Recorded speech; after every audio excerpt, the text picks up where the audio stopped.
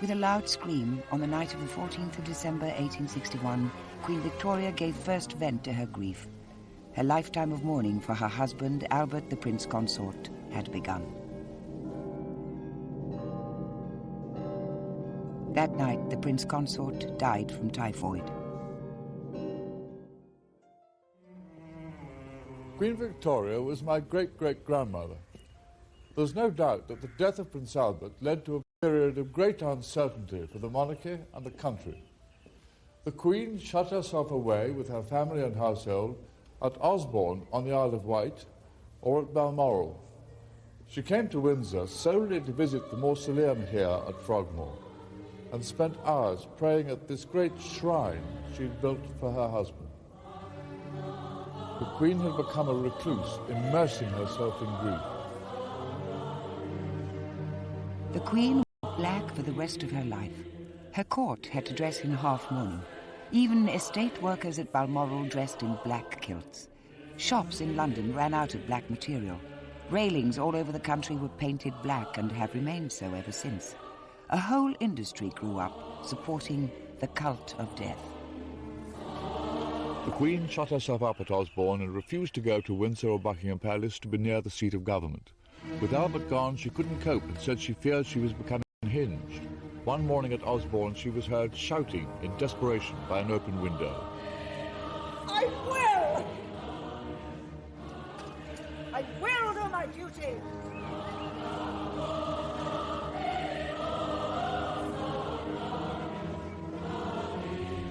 She struggled to do her duty. Privy Council meetings at Osborne were strange affairs. First, ministers had to travel down from London to the Isle of Wight. Following this letter, we most humbly submit that your Majesty will, by your order in council, authorise the transmitting of a draft of a royal charter for erecting the British settlement in the Bay of Honduras into a colony, to be called the Colony of British Honduras.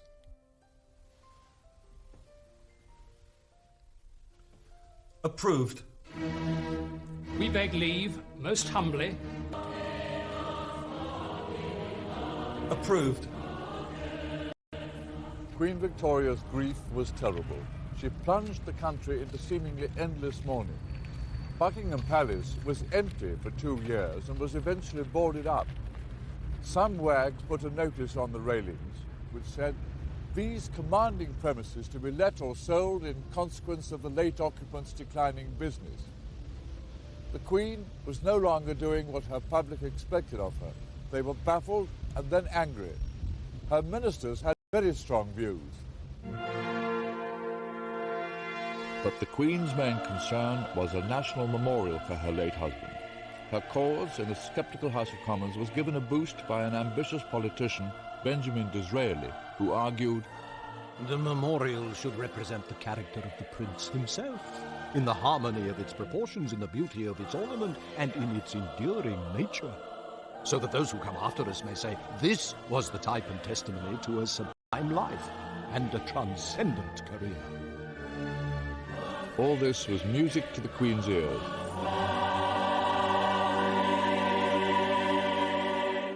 Later, after Disraeli carried the vote through Parliament, he was invited, along with other ministers, to the wedding of the Queen's eldest son, Bertie, the Prince of Wales, to Princess Alexandra of Denmark at Windsor. The Queen in black watched ghost-like high up from a gallery. After the ceremony, there was the obligatory photograph with a bust of Prince Albert. At the end of 1864, an event at Osborne lifted the Queen from her misery. One morning, she saw on the terrace John Brown, Prince Albert's favourite gillie from Balmoral. The Queen had asked that he be brought south to help her take up horse riding again. That day, Queen Victoria appeared happy. Brown was suddenly always at the Queen's side. She refused to go anywhere without him. She felt safe with him and gave him the title the Queen's Highland Servant, answerable only to herself. But Brown, the swarthy Highlander, became known as the master of the court and the shadow behind the throne. Brown's manner with his sovereign did appear to be rather brusque. What are you doing with that old dress on you again for?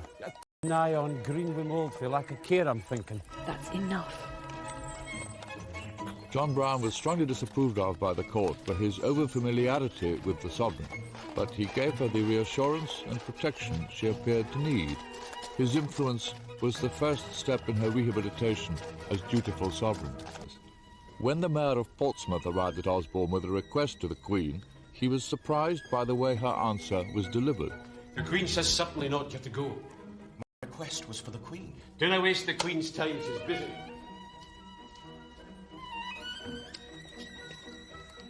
But nothing Browne did seemed to alter the Queen's affection for him. First, she raised his salary from £120 a year to £150, and then he was paid £310 and finally £400.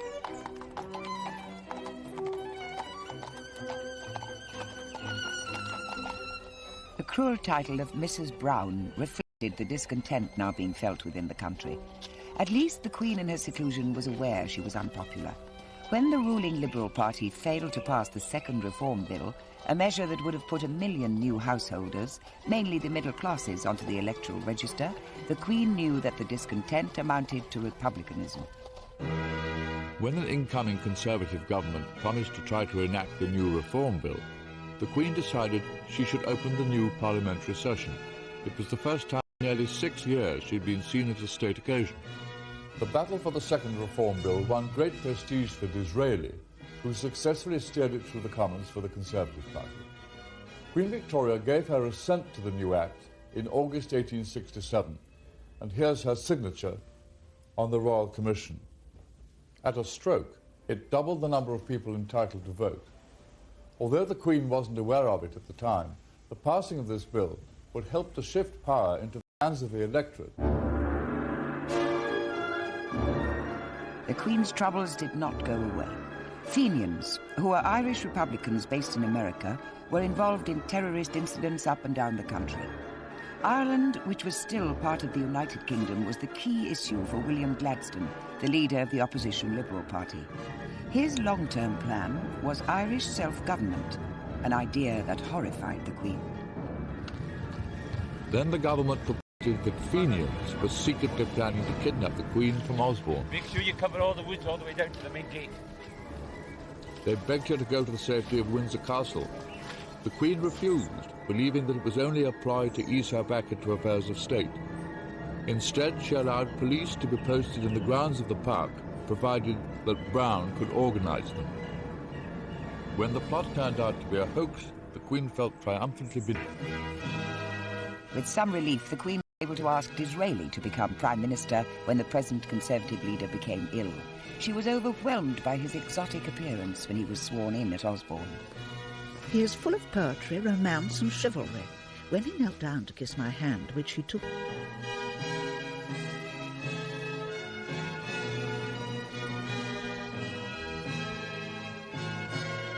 There began an extraordinary relationship between Sovereign and Prime Minister. Disraeli needed the support of the Queen in his duel with the opposition leader, his great rival William Gladstone. So Disraeli set out to flatter and charm the grieving widow. As long as we are advised of your proposals, you see, we need to know. In hopes that in the great affairs of state your Majesty will deign not to withhold from him the benefit of your Majesty's guidance.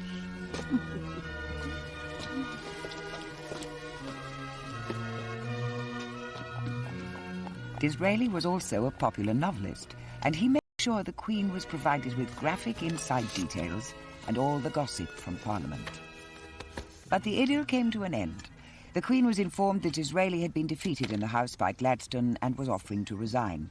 In desperation, she implored him to carry on until the new electoral register was ready. But Disraeli lost the ensuing general election. The monarch's traditional power to have a say in the choice of government was over forever. The Queen had lost out to the will of the newly enlarged electorate. As Disraeli gracefully bowed himself out of the Queen's presence, Gladstone, his great rival, marched in. Their styles couldn't have differed more. William Gladstone was a popularist. His power rested with his party machine, fed by the new electorate. Ma'am, the primary mission of my government would be to pacify Ireland. If I may read out, ma'am, my proposed new cabinet. Lord Chancellor, Gladstone had been advised by his wife to pet the Queen. Instead, he read her lists, made speeches, and treated her like a rubber stamp. Lord Chancellor, Mum, Lord Hathaway, Lord President of the Council, Earl Graham Ripon, Lord Privy Seal, Mr. Austin, Foreign Secretary. She reacted predictably and went into retirement again, and began writing and illustrating a book about her life in the Highlands, in which Brown featured strongly. Now, as a direct result of the Queen's continuing seclusion, a much more determined Republican movement was growing in the country. The Marseillaise was sung in Trafalgar Square to celebrate a new French Republic, and a pamphlet was published entitled "What Does She Do With It?", asking how the Queen used the money voted to her by Parliament. There was a family conspiracy to try to get the Queen back to duty. Princess Victoria, her eldest daughter, organised a secret round robin to be signed by 7 of her brothers and sisters in the following terms: "Are startled at the murmurs of discontent which reach us. Those of us who live at home are the unwilling and grieving witnesses of criticism which are agonizing to us to hear.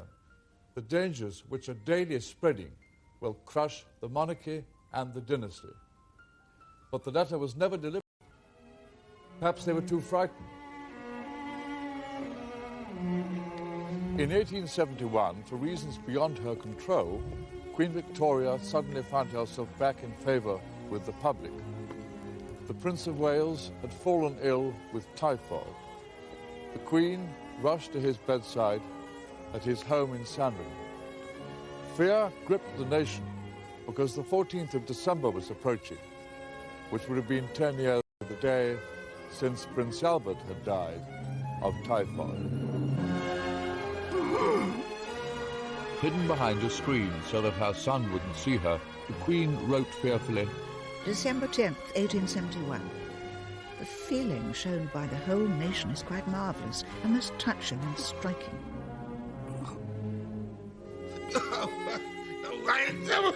And on December the 13th...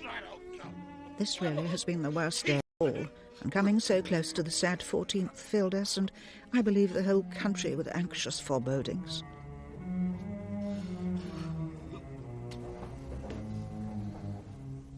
Finally, on December the 14th... This dreadful anniversary, the 10th, returned again. Instead, it brought the cheering news that dear Bertie had slept quietly at intervals, the respiration much easier. The whole country breathed a sigh of relief. On the way to St. Paul's for a Thanksgiving service, the show of affection amazed the Queen. Dressed in black and wearing only a simple bonnet, she drove in an open carriage to enable the people to see her properly. Then 2 days later, another near tragedy touched the Queen. As she was alighting from her carriage outside Buckingham Palace, Brown had got down to let down the steps when suddenly someone appeared at my side. Then I perceived that it was someone unknown with an uplifted hand. Involuntarily, in a terrible fright, I threw myself over Lady Jane Churchill. I soon recovered myself to stand up when I saw Brown holding a young man tightly who was struggling. They thought the man had dropped something. Look, there it is. I then did see shining on the ground a small pistol. This filled us with horror. It is to good Brown and to his wonderful presence of mind that I greatly owe my safety, for he alone saw the boy rush round. Queen's life. She was severely shaken, but her prestige in the country rocketed. In the space of a few weeks, republicanism was dead. The royalty problem had been swept away. The faithful John Brown was awarded the Victoria Devoted Service Medal. He's the only recipient of that honour in history.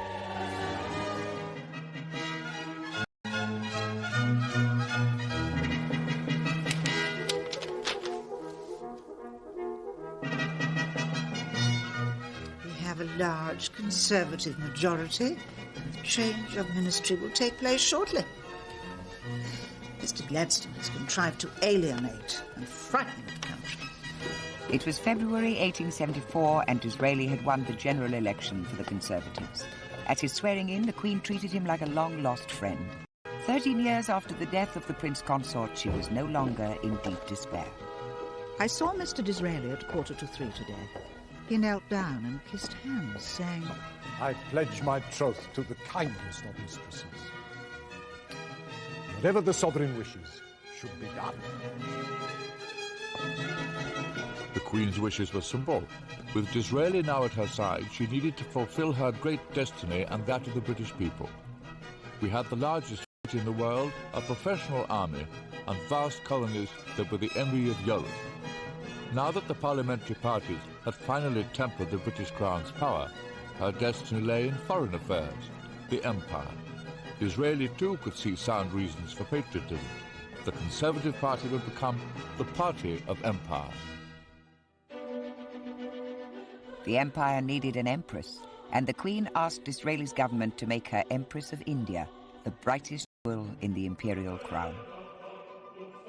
To mark the occasion, the Queen sent the Prince of Wales out to India to preside over the celebrations given in her honour. The Prince became the incarnation of the British Raj and was treated everywhere like a god. Missions for the poor were opened and charity was dispensed in his wake.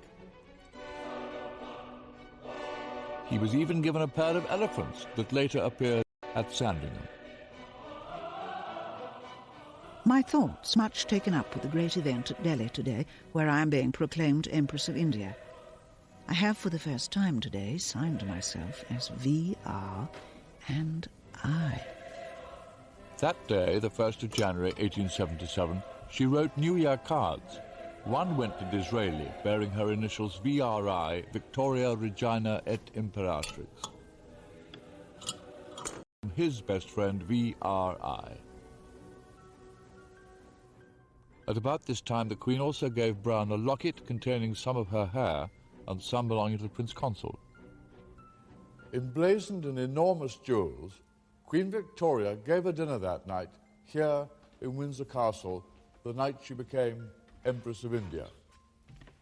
Disraeli made a flurried speech praising the Queen, and when the loyal toast was proposed, he called out, "Your Imperial Majesty," whereupon, to everyone's amazement, the Empress rose and did a half curtsy to her Prime Minister.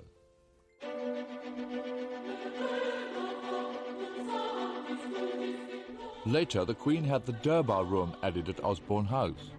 It looks like an Indian temple, but its architecture is rather surprising, sitting in the middle of the Isle of Wight. The Queen was mesmerized by India. The corridor next to the Durbar Room is lined with portraits of her Indian subjects. As well as Maharajas in their magnificent costumes, she commissioned pictures of ordinary people. Here we see soldiers, a potter at the age of 102, a carpet weaver, silk spinner, coppersmith, servants, farmers and children. They represent the close affection that Queen Victoria held for the people of her subcontinent. The Queen took her role as Mother of the Empire seriously. A chieftain from the Gold Coast visited and asked whether he could take back one of her mourning bonnets to Africa as a ceremonial crown. O mighty Queen, give me alone the right to wear it, and this pass to my successors. The Queen was happy to oblige.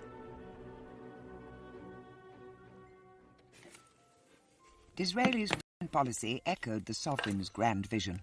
Received a box from Mr. Disraeli with a very important news that the government had purchased the Viceroy of Egypt's shares in the Suez Canal for £4 million, which gives us complete security for India. It is entirely Mr. Disraeli's doing. It is just settled. You have it, madam. The French government has been out-generalized. Next day, Disraeli, with a theatrical flourish, presented the Queen with the share certificates. The Suez Canal coup was entirely the doing of Mr. Disraeli, who has very lofty views of the position the country should hold. His mind is so much greater, larger, so much quicker than that of Mr. Gladstone. And Disraeli was asked to sit, the first Prime Minister to do so at a Queen's audience since Lord Melbourne 40 years before. The Queen at 60 was working harder than she'd ever worked in her life. She was immensely popular with her people and her armies, and they approved of her vision of imperial power. Disraeli may have given her the impression she'd achieved a permanent position overseeing the empire, but Gladstone had other ideas. Preparing for the fast-approaching general election in 1880, Gladstone was making a series of electrifying speeches in his Midlothian constituency and elsewhere. He attacked the colonial wars which had done so much for the prestige of the Queen and the country. Pleading for the rights of the savage, he denounced the title of Empress of India as theatrical bombast and folly. By appealing directly to the nation in this way, the Queen believed that Gladstone was usurping her role. But when the Liberal Party won the election, the Queen was faced with the alarming prospect of Gladstone as Prime Minister again. She will sooner abdicate than send for that half-mad firebrand. Others but herself may submit to his democratic rule, but not the Queen. There must be no attempt to change the foreign policy, no change in India, and no hasty retreat from Afghanistan.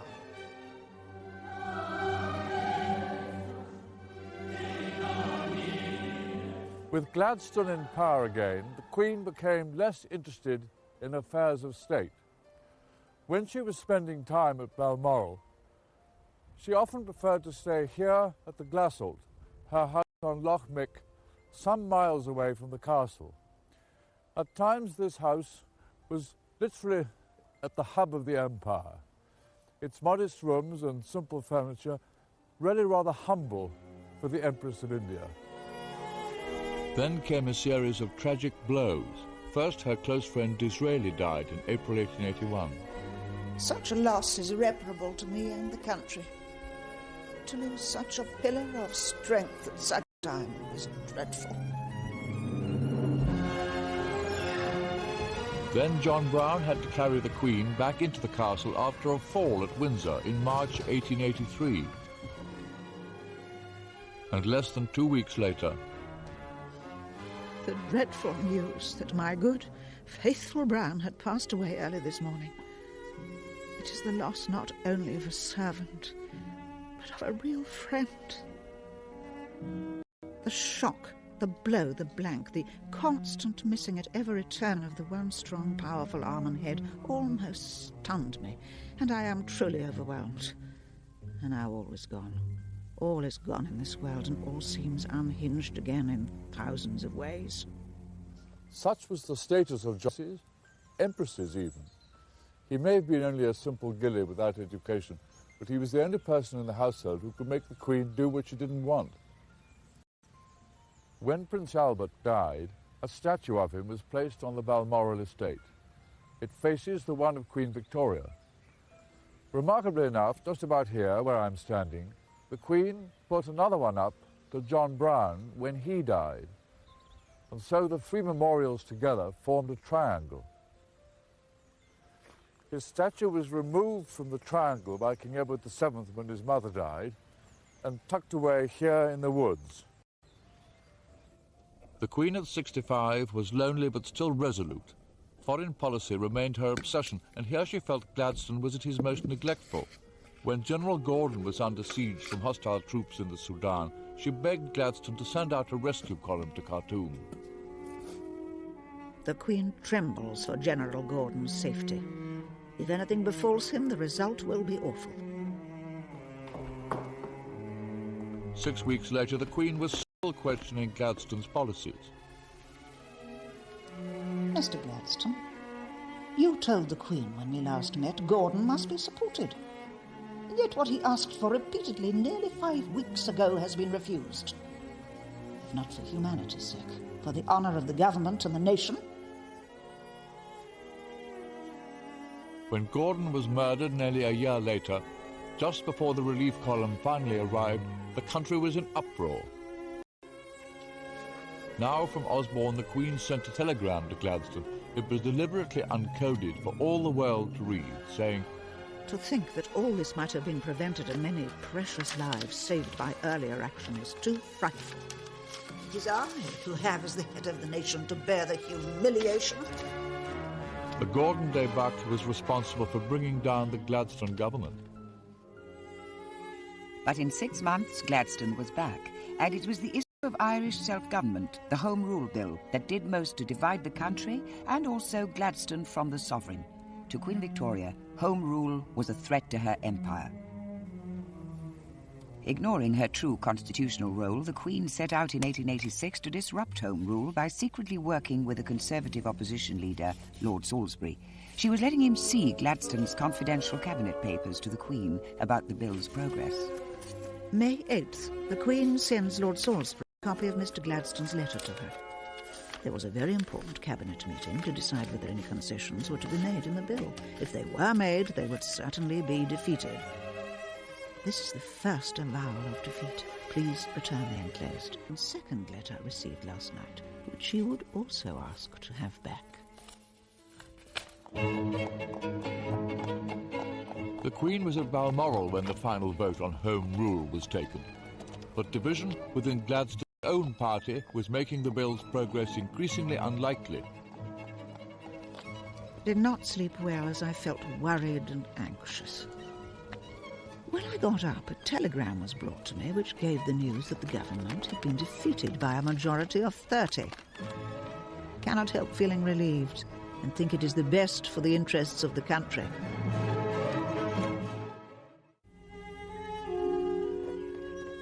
More than 30 years earlier, in the halcyon summer days at Osborne, the royal children gave a regular afternoon tea party in the Swiss cottage for their parents, the Queen and Prince Albert.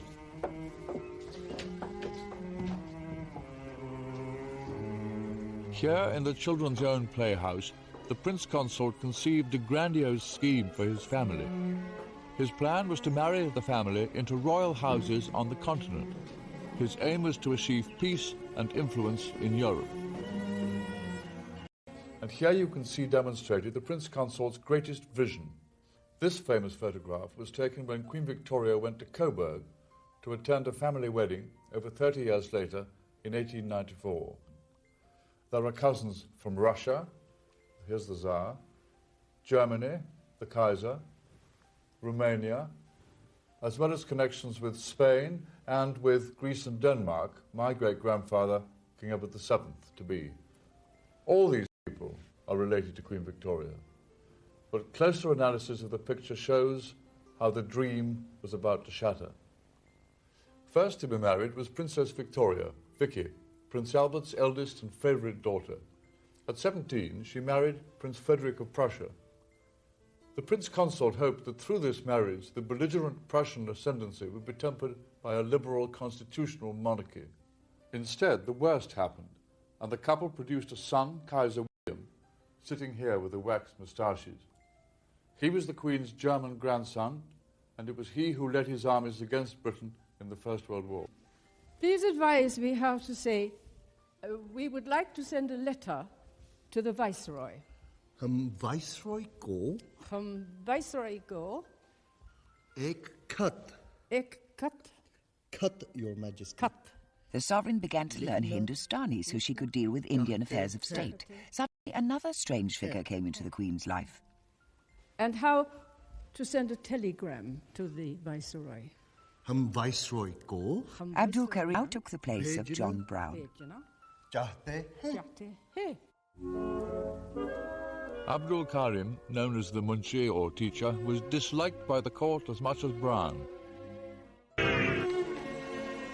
In early 1894, the Queen's old adversary Gladstone finally came to hand in his resignation. He was 85, 10 years older than the Queen. Both had such poor eyesight they could scarcely see each other.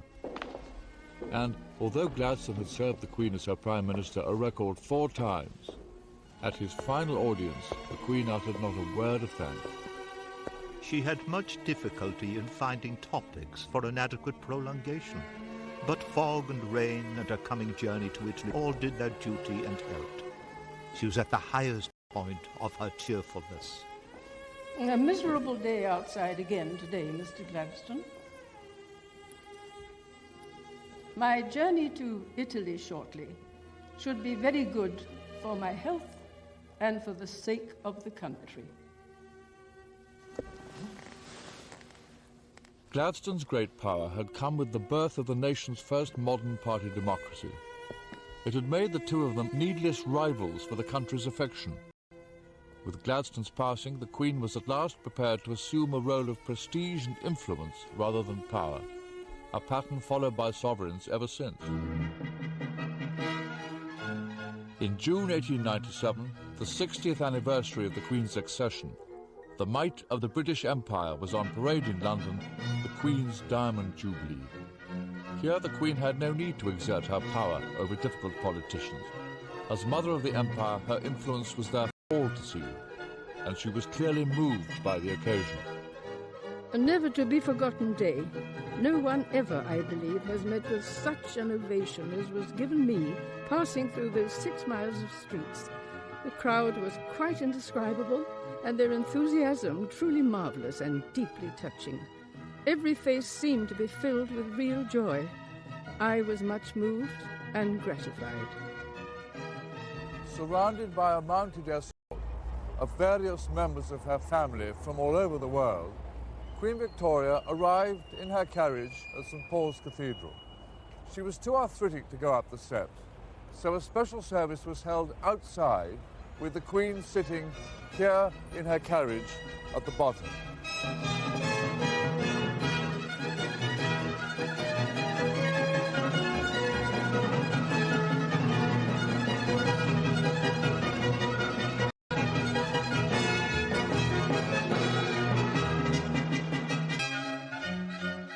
That day, for the first time, the Queen used telegraph to send her Jubilee message around the Empire.